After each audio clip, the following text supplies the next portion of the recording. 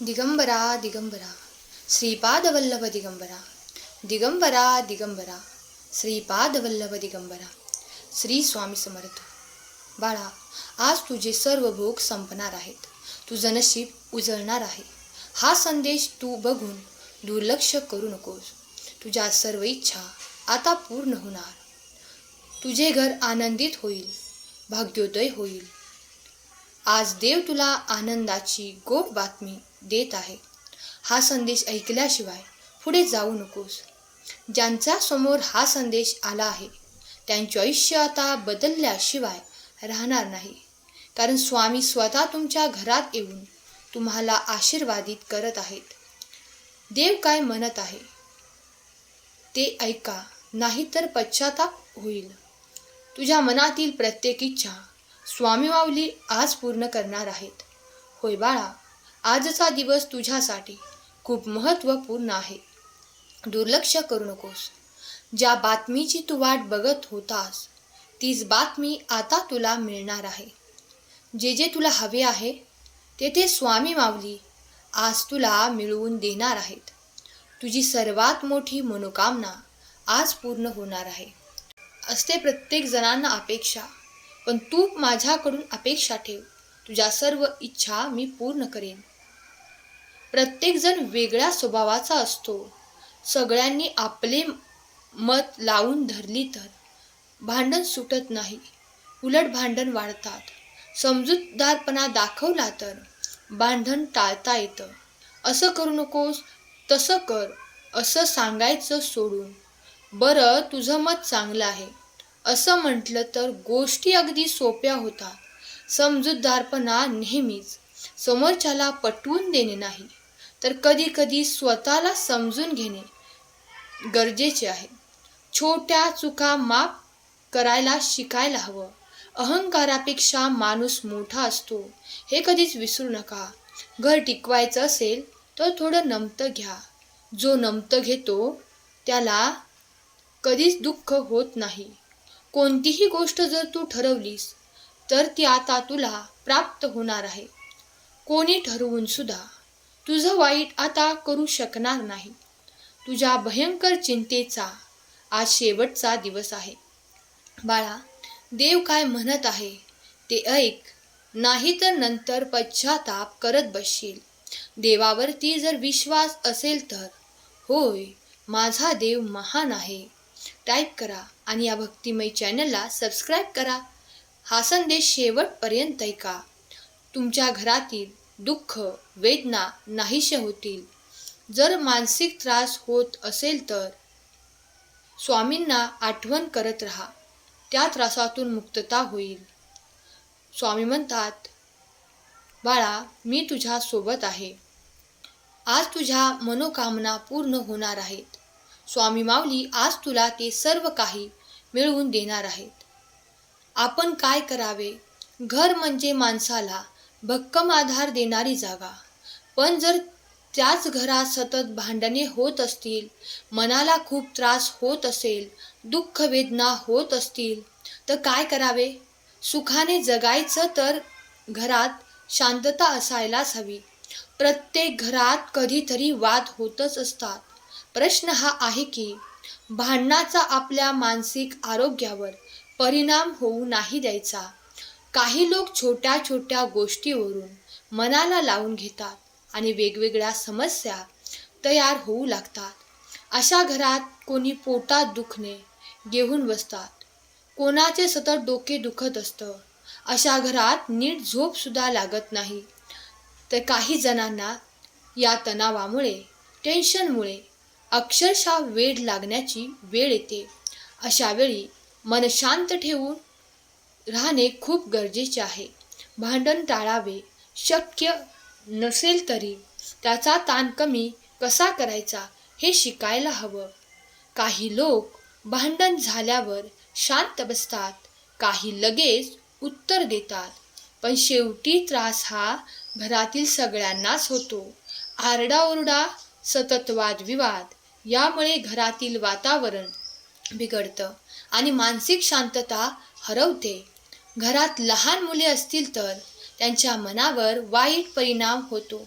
म्हणूनच आपण आपल्या परिस्थितीत काय करायला हवं हे आज आपण या संदेशातून ऐकणार आहोत. तत्पूर्वी अजूनही तुम्ही चॅनेलला सबस्क्राईब केलं नसेल तर सबस्क्राईब करा आणि आपल्या प्रियजनांना हा संदेश तुम्ही शेअर करा आणि हा संदेश तुम्ही शेवटपर्यंत ऐका. भांडण झाल्यावर जो शांत राहतो तोच खरा शहाणा आहे. शांत राहणे हेच खरं शहाणपण आहे. रागाच्या भरात बोललेले चुकीचे वाक्य मनाला लागतात. माणसाने कधीही गरम डोक्याने निर्णय घ्यायचा नसतो. माणसाने अशा वेळी थोडं थंड व्हायला हवं, थोडं थांबायला हवं. भांडणाच्या वेळी राग चरम सीमेला पोहोचलेला असतो. अशा वेळी बोललेलं खूप आघात करून जातं. शांत राहिला तर गोष्टी हाताळणं सोपं जातं. समोरचा कितीही रागावलेला असू द्या, तुम्ही अजून त्याला भडकवू नका. थोडा वेळ जाऊ द्या, मन शांत होऊ द्या आणि मग ठरवा काय करायचं. काही वेळा बोलणं हे सुद्धा त्या परिस्थितीला चांगलं असतं. घरातील प्रत्येक माणसाची विचारसरणी वेगवेगळी असते. प्रत्येकजण वेगळ्या स्वभावाचा असतो. सगळ्यांनी आपले मत लावून धरली तर भांडणं सुटत नाहीत, उलट वाढतात. समजूतदारपणा दाखवला तर भांडण टाळता येतं. असं करू नकोस, तसं कर असं सांगायचं सोडून बरं तुझं मत चांगलं आहे असं म्हटलं तर गोष्टी अगदी सोप्या होतात. समोरच्याला मत पटवून देणे नाही, कधीतरी स्वतःला समजून घेणे गरजेचे. छोट्या चुका माफ करणे शिकायला हवं. अहंकारापेक्षा माणूस मोठा असतो हे कधीच विसरू नका. घर टिकवायचं असेल तर थोडं नमतं घ्यायला हवं आणि जो नमतं घेतो त्याला त्याच्या आयुष्यात आनंद मिळतच असतो. वाद झाल्यावर लगेच कोणाशी बोलायला न जाणे सर्वोत्तम उपाय आहे. गरमागरम चर्चेच्या वेळी बाजूला स्वतःला काढा. थोडा वेळ बाहेर फिरून या. ताज्या हवेत गेल्यावर मन हलकं होतं. सतत भांडणाचा विचार करत बसला तर डोकं दुखू लागेल आणि रागात घरात थांबला तर अजून वाद वाढेल. त्यापेक्षा बाहेर जा, झाडांशी बोला, नदीकाठी बसा, मन मोकळं करा. परत आल्यावर बघा, भांडण निशुल्क वाटतील. जिथे भांडणं वाढत असतील आणि त्या ठिकाणी तुम्ही थांबू नका. थोड्या वेळेसाठी का होईना थोडंसं बाजूला व्हा. अनेकदा मनात गोंधळ उडतो. राग, दुःख, अपमान अशा भावना डोक्यात फेर धरू लागतात. त्या भावना दडपून न ठेवता योग्य मार्गाने व्यक्त करा. कधीतरी जवळच्या मित्रांशी बोला, डायरी लिहा. आपण मनात साठवून ठेवू नका. मनातलं वजन उराशी बाळगून वावरणं योग्य नाही. भांडणामुळे झालेला ताण बाहेर काढायला हवा, नाहीतर तो हळूहळू आतून आपल्याला पोखरत राहतो. कोणी ऐकणार नसेल तर स्वतःशी बोला, स्वतःला समजवा, स्वतःचे मित्र मैत्रीण व्हा. शांतपणे विचार करा की खरंच एवढं रागवण्यासारखं काही होतं का, आहे का. राईचा पर्वत करू नका. विषय खूप छोटा असतो पण अहंकारामुळे तो खूप मोठा होतो. मीच बरोबर आहे, तो चुकीचा आहे असं म्हणायला गेलं की भांडणं विकोपाला जातात. छोट्या गोष्टींना फारसं महत्त्व न देता सोडून द्या. लक्षात ठेवा, भांडणे मोठी झाली की मनातलं ओझं वाढतं. नातं महत्त्वाचं की अहंकार हे ओळखायला शिका. काही वेळा हसून सोडून द्यायला शिका. मोठा वाद टळत असतो. बरं तुझंच म्हणणं बरोबर आहे एवढं बोलून वाद थांबवला तर काय बिघडतं. आपल्याला माहीत आहे असत्य काय आहे. जर त्या गोष्टीला आपण स्वीकार केलं तर सत्य आहे ते बदलणार नाही.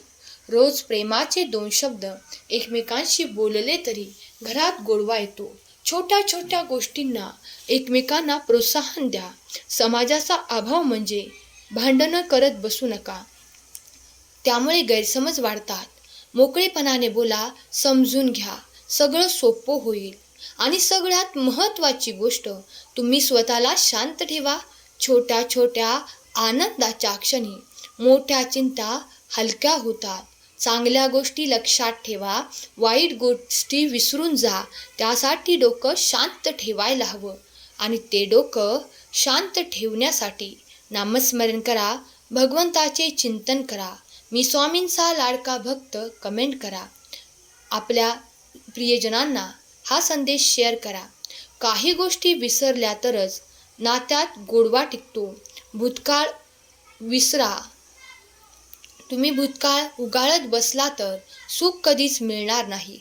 चांगले विचार टिकवा, वाईट सोडा. कधीतरी जुन्या गोड आठवणींना उजाळा द्या. आजचा संदेश शेवटपर्यंत ऐकल्याबद्दल धन्यवाद. केलेली सेवा स्वामींचरणी अर्पण करते. स्वामी तुम्हा सर्वांच्या सर्व चांगल्या इच्छा पूर्ण करोत. तुम्हाला सुखात, आनंदात, ऐश्वर्यात ठेवूत. तुमच्यासाठी प्रगतीच्या नवीन दिशा आणि मार्ग देऊत. ही स्वामी माऊली चरणी प्रार्थना. केलेली सेवा स्वामींचरणी अर्पण करते. श्री स्वामी समर्थ. जय जय स्वामी समर्थ.